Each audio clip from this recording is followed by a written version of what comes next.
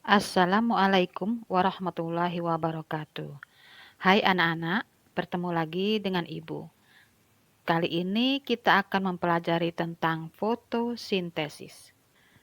Tahukah kamu, manusia dan hewan dapat bergerak karena mendapatkan energi atau tenaga dengan cara mengkonsumsi tumbuh-tumbuhan dan makhluk hidup lainnya. Akan tetapi, bagaimana dengan tumbuhan? Dari mana tumbuhan mendapatkan energi atau tenaga untuk bergerak? Agar dapat bergerak, tumbuhan mendapatkan energi dari proses fotosintesis.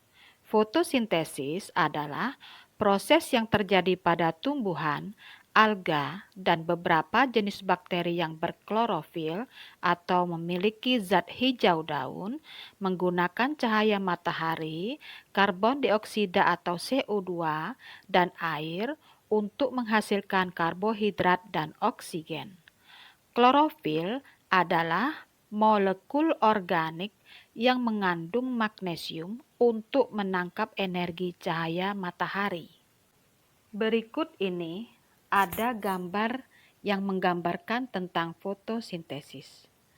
Tanaman melalui akarnya akan mengambil air atau H2O, sedangkan daun melalui stomatanya akan menghisap karbon dioksida atau CO2 dari udara. Stomata atau mulut daun adalah lubang-lubang yang terdapat pada daun.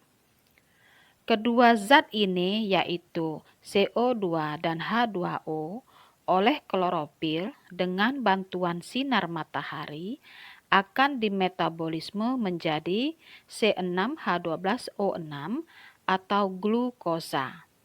Selain membentuk glukosa, proses kimia ini juga akan menghasilkan oksigen atau O2. Oksigen atau O2 akan dikeluarkan oleh tanaman ke udara melalui stomata atau lentisel atau lubang pada batang. Kemudian oksigen ini yang telah dibuang ke udara akan dimanfaatkan oleh makhluk hidup lain untuk pernafasan. Secara kimiawi, reaksi fotosintesis dapat dituliskan sebagai berikut. 6 CO2 ditambah 6 H2O oleh klorofil dengan bantuan energi dari sinar matahari akan dibentuk menjadi C6H12O6 atau glukosa dan 6O2 atau oksigen. C6H12O6 atau glukosa akan diedarkan ke seluruh tubuh tanaman lalu mengalami proses kimia atau metabolisme untuk dirombak menjadi antara lain energi atau tenaga, karbohidrat, lemak, dan protein, dan sisanya akan disimpan dalam bentuk antara lain buah, umbi, tergantung dengan jenis tanamannya.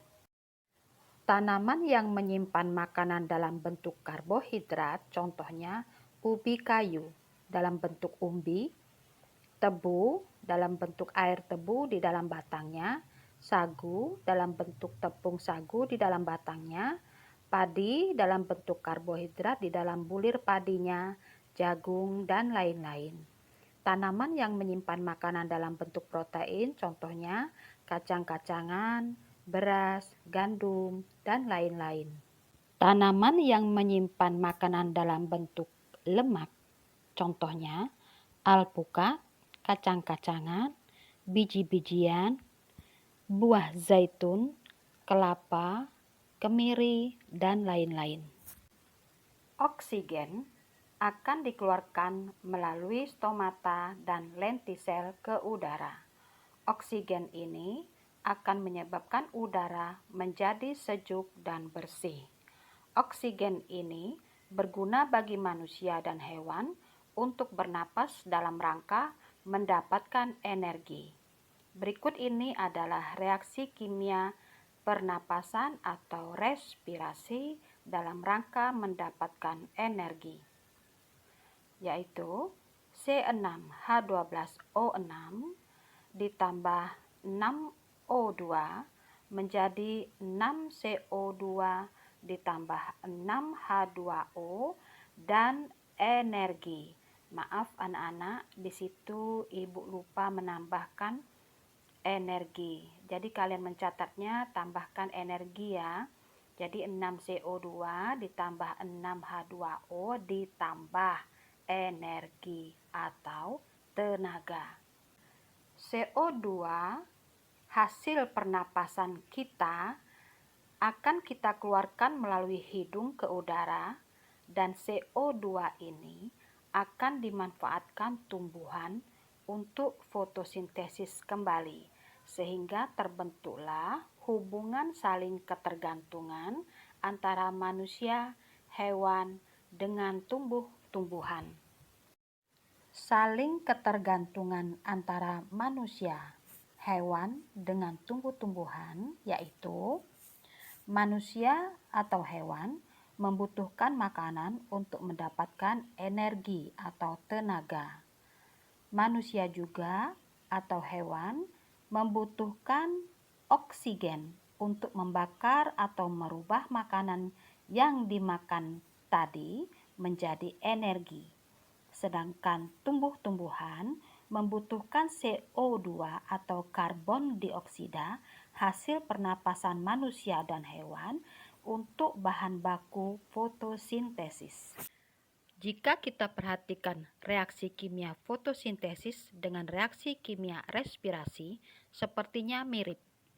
Ya, memang mirip, karena reaksi kimia respirasi merupakan kebalikan dari reaksi kimia fotosintesis.